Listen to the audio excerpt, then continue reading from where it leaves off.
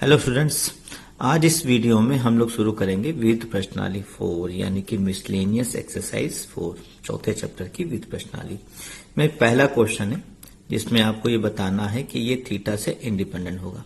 तो सिंपल सा क्वेश्चन है, आप केवल एक्सपेंड कर दीजिएगा, प्रसार कर दीजिएगा। जब आप प्रसार करेंगे तो इसका आंसर जो आएगा वो थीटा से मुक्त होगा, स्वतंत्र होगा, अर्थात उसमें थीटा नहीं आएगा। तो सिद्ध हो जाएगा। आंसर क्या आएगा प्रसार करने पर? -x³ आएगा।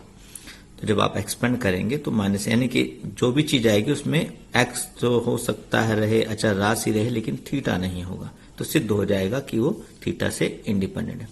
आई होप आप इसको लगा लेंगे। तो मैंने केवल हिंट दे दी है। दूसरा क्वेश्चन है, प्रूव करना है विदाउट एक्सपेंड यानी बिना प्रसार किए प्रूव करना है कि ये इसके बराबर होगा। तो क्वेश्चन आप देख लीजिए, बहुत सिंपल सा क्वेश्चन है। क्या करिए, लेफ्ट हैंड साइड से शुरू करिए और पहली पंक्ति में a से गुणा कर दीजिए, a से मल्टीप्लाई। देखिए a² हो जाएगा, a³ और यहाँ पे abc। a से मल्टीप्लाई किए हैं तो डिवाइड करके a को बैलेंस कर दीजिए। दूसरी पंक्ति में b से कर दीजिए तो b² b³ यहाँ abc हो जाएगा। तीसरी पंक्ति में c से c² और c³ और abc हो जाएगा। ये c² हो जाएगा, ये हो जाएगा c³ और ये हो जाएगा abc। बाहर अपना बैलेंस भी करते चलिएगा। अब पंक्ति में गुणा किया है आपने, कॉलम से कॉमन ले लीजिए। कहां से? इस कॉलम से ABC कॉमन ले लीजिए।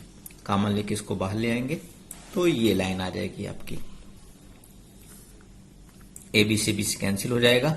अब यहां पर आप राइट हैंड साइड के अनुसार ये राइट हैंड साइड लाना है, इसके अकॉर्डिंग इसमें परिवर्तन कर लीजिए।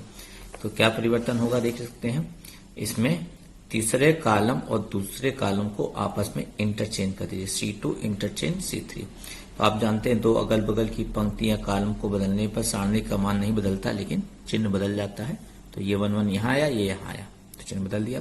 एक बार फिर 1 1 को यहाँ लाइए, यानी कि C1 और C2 कॉलम बदल दीजिए, फिर चिन्ह बदल जाएगा तो प्लस हो जाएगा और ये कुल मिलाकर आपका ये दाहिना पक्ष आ जाएगा। तो सिंपल सा क्वेश्चन है। नेक्स्ट क्वेश्चन देखिएगा, इसकी भी मैंने हिंट दे रखी है, आपसे हम लगाएंगे। क्वेश्चन नंबर 7 है। ए इनवर्स की वैल्यू दी गई है, बी दिया गया है मैट्रिक्स और आपको निकालना है ए बी का होल इनवर्स। तो आप एक फॉर्मूला जानते हैं, ए बी का होल इनवर्स बराबर होता है बी इनवर्स ए इनवर्स। और ए इनवर्स का मान क्वेश्चन में दिया ही गया है, आपको बी इनवर्स निकालना पड़ेगा। और बी इनवर्स कैसे निकालेंगे ये आप जानते हैं, किसी अवयव का इनवर्स कैसे निकालते हैं किसी मैट्रिक्स का। आप इसका एडजॉइंट निकालेंगे पहले, डिटर्मिनेंट एडजॉइंट जो भी प्रोसीजर है पूरा निकाल कर बी इनवर्स की वैल्यू आ जाए जब, तो उसको ए इनवर्स से मल्टीप्लाई यानी कि गुणा कर दीजिएगा, आंसर आ जाएगा। तो ये भी मैंने हिंट दी है, आपसे हम लगाने का प्रयास करेंगे। नेक्स्ट क्वेश्चन है, 12th क्वेश्चन है, इसको देखिएगा। ये प्रूव करना है, डिटर्मिनेंट सारणी का क्वेश्चन है। तो लेफ्ट हैंड साइड से शुरू किया जा रहा है क्वेश्चन, ये देखिए। तो इस क्वेश्चन को लगाने का एक तरीका तो था कि आप सीधा सीधा R1 R2 R2 R3 करते तो आपको यहाँ पे x -y y -z common मिल जाता। लेकिन उससे आसान तरीका पड़ेगा कि आप क्या करें, इस कॉलम को दो भागों में तोड़ दीजिए। तो अब इस कॉलम को दो भागों में कैसे तोड़ देंगे, इसलिए आपको दो डिटर्मिनेंट, दो सारणिक बनानी पड़ेगी। एक ये 1 1 के साथ और एक ये px³ py³ और इसके साथ। तो इस तरह से ये कॉलम टूट जाएगा, बीच में प्लस का साइन है, प्लस लगेगा। जब इस प्रकार से एक पंक्ति या एक कॉलम को तोड़ा जाता है तो बाकी दोनों पंक्ति या कॉलम में कोई परिवर्तन नहीं होता। ये सारणिक का डिटर्मिनेंट का प्रॉपर्टी है, प्रगुण है। तो इस कॉलम को ब्रेक किया गया 1 1 1 यहाँ पे px³ py³ pz।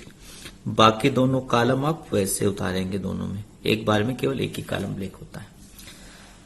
अब उसके बाद क्या करना है, इस सारणिक इस डिटर्मिनेंट में तो मैं केवल जगह बदल रहा हूं, इसको इधर ले आ रहा हूं, इसको इधर ले आ रहा हूं, यानी कि 1 1 यहां आ गया तो ये दोनों कॉलम बदल गए। तो मैंने अभी बताया था कि दो अगल बगल वाले कॉलम या पंक्ति को आप अदल बदल सकते हैं, इससे सारणिक का मान तो नहीं बदलता लेकिन साइन बदल जाता है। यहां पर आपको पहली पंक्ति में पहली रो में x कॉमन मिलेगा, दूसरी रो में y कॉमन मिलेगा और तीसरी रो में z कॉमन मिल जाएगा। ये कॉमन ले लीजिए और इसके बाद नेक्स्ट स्टेप में यहां पर इस 1 1 को फिर डालिए, ये आइए। ये यहां पर चेंज क्यों किया जा रहा है उसका कारण भी आपको समझ में आ जाएगा, क्योंकि वैसी ही सारणिक यहां पे बनाई जा रही जैसी यहां पे आने की संभावना है। देखिए अब तीसरे कॉलम से आप देखेंगे आपको p कॉमन मिल रहा है, वो भी कॉमन ले लिया हम लोगों ने। तो आप देख सकते हैं दोनों सारणिक सेम आ गई अब इन सारणिकों को आप क्या लीजिए, कॉमन ले लीजिए। तो बचेगा क्या, ये कॉमन में चली जाएगी तो इसकी जगह पर 1 बचेगा और यहां पर बचेगा आपका pxyz। ये कॉमन ले ली गई दोनों ये चीजें, ये और ये कॉमन लिया गया, तो यहां पर 1 बच जाएगा इसकी जगह पे यहां पर pxyz और ये कॉमन मिल गई।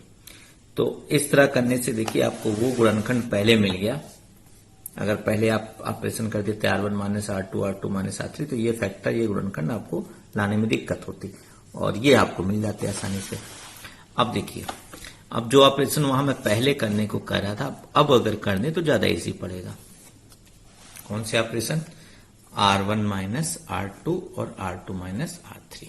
तो पहली पंक्ति में दूसरी पंक्ति घटाया, 1 में से 1 गया 0, x minus Y X square minus Y square, और इसमें इसको घटाएंगे तो 1 minus 1 0, Y minus Z Y square. इसमें आपको देखो x माइनस वाई कॉमन मिलता नजर आ रहा है, कॉमन ले लेंगे, और यहां पर y माइनस जेड, तो 0 पर कोई इफेक्ट नहीं पड़ेगा, x माइनस वाई कॉमन चला गया 1, यहाँ a square minus B square का सूत्र लगेगा तो a plus B a minus B, तो a माइनस बी तो कॉमन चला जाएगा, यानी कि x माइनस वाई कॉमन में चला गया तो x प्लस वाई बचेगा। सेम यहाँ चीज y प्लस जेड बचेगा।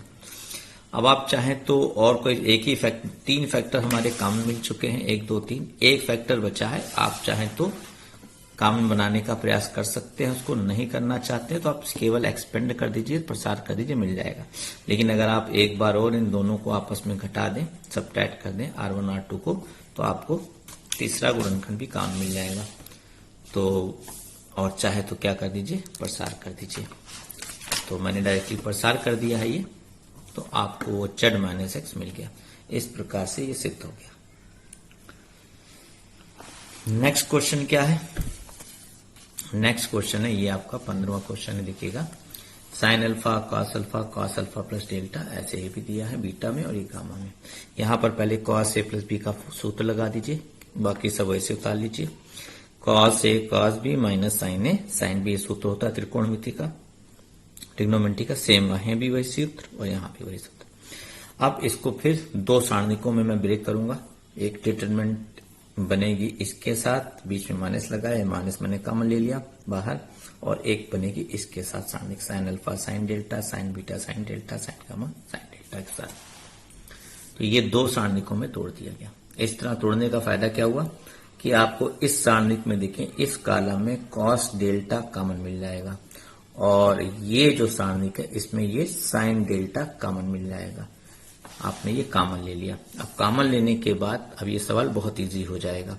यहां देख सकते हैं ये कॉलम C2 और C3 कॉलम आइडेंटिकल सेम हो गए, तो किसी भी सारणिक में 2 पंक्ति कॉलम सेम हो जाते हैं तो सारणिक का मान 0 हो जाता है, और यहां भी दोनों सेम हो गए, इसका मान भी क्या हो जाएगा 0। तो कुल मिलाकर दोनों का 0 आ गया, इनसे गुणा करने पर 0, कुल मिलाकर आपका आंसर क्या आ गया 0। तो इजी क्वेश्चन है ये भी। नेक्स्ट क्वेश्चन देखिएगा, इसके भी मैंने हिंट दी है, मैंने लगाया नहीं है। ये समीकरण दिया इक्वेशन, और इसको मैट्रिक्स मेथड से सॉल्व करना है। हाई स्कूल में भी इस तरह के क्वेश्चन आपने देखे होंगे, केवल एक्स वाई में देखे होंगे, यहाँ पे एक्स वाई जेड तीनों हैं। तो हाई स्कूल में जो काम करते थे, अगर बटे में आ जाए तो उसको उस तरह ना लगाकर आप इसको 1/x को u मान लो, 1/y को v मान लो, 1/z को w मान लीजिए। तो यहां पर हो जाएगा, ये 2 है, इसको आप ऐसे लिख सकते हैं, देखिए 2 इंटू 1/x, तो 1/x को क्या मान लिया गया, u मान लिया गया, तो ये हो जाएगा 2 इंटू यू। ऐसे ही यहां पर 3 इंटू v, और यहां पे हो जाएगा 10 इंटू w, और बराबर 4, वैसे यहां भी ऐसे ही 4 into U minus 6 into V, 5 into w, ऐसे यहां भी। तो आप देख सकते हैं तीनों समीकरण इक्वेशन वैसे ही हो गए जैसे आप 4.6 में लगाए थे। अब इनको अपना मैट्रिक्स मेथड से बदल दीजिए, और इस अवयव का इनवर्स निकालकर इससे मल्टीप्लाई करके u v w का मान निकालिए। जब u v w का मान आ जाए तो उसको यहां पर रखकर x y z का निकाल लीजिए। जैसे मान लो u का मान आया 1/2, तो आपने यहां रखा, तिरछा गुणा करा तो x बराबर कितना आ गया 2। ऐसे आप हल कर लीजिएगा। तो आप इसको स्वयं हल करिएगा, ना आएगा तो बताइएगा। नेक्स्ट क्वेश्चन है 19वां क्वेश्चन है, बड़ा अच्छा क्वेश्चन है आपका बहुविकल्पी क्वेश्चन में। ये दिया है एक मैट्रिक्स A और थीटा की वैल्यू दी है 0 से 2 पाई, और आपको बताना है इसका डिटरमिनेंट की वैल्यू क्या होगी, सारणिक मान क्या होगा। तो मैंने इसको डिटरमिनेंट सारणिक में बदल दिया और सीधा एक्सपेंड कर दिया जैसे किया जाता है, और एक्सपेंड करने पर आ गया 2 + 2 sin स्क्वायर थीटा। अब हम जानते हैं कि साइन स्क्वायर थीटा का मान 0 और 1 के बीच होता है। देखिए साइन थीटा का मान जो होता है, साइन थीटा का मान -1 और +1 के बीच, ये इसकी साइन थीटा की रेंज होती है। अब आप जानते हैं कि स्क्वायर करेंगे तो ऋण मान तो खत्म हो जाएंगे, तो इसलिए इसका मान साइन स्क्वायर का मान 0 और 1 के बीच में। अब इसमें 2 से आप गुणा कर दीजिए। 2 से गुणा क्यों करेंगे, क्योंकि इसका मान निकालना मुझे, क्योंकि इसी का मान किसके बराबर है, सारणिक 1 के बराबर है। 2 से गुणा करेंगे, 2 से 0 रहेगा, 2 sin स्क्वायर थीटा 2 करने दो, और सब में फिर 2 जोड़ दीजिए। 0 में 2 जोड़ेंगे 2 आएगा, ये 2 + 2 sin स्क्वायर थीटा, और यहाँ 2 जोड़ेंगे 2 2 4 हो जाएगा। और ये पूरा अब किसके बराबर हो गया, ये 2 से गुणा 2 क्यों जोड़ा गया, ताकि इसका मान आ जाए, इसके बराबर जो मान आया है ये इसी के बराबर यहाँ आ जाए, ताकि इसकी जगह पर ये लिखा जा सके, क्योंकि आपको इसी सारणिक 1 का मान पता करना है। हमको सारणिक 1 का मान पता करना है, तो हम लोग चाहते हैं इसकी जगह पर ये आ जाए। तो ये आ गया हमारा। अब आप देख सकते हैं सारणिक 1 का मान 2 से लेकर 4 तक है, तो इसको आप इंटरवल में, अंतराल में लिख सकते हैं।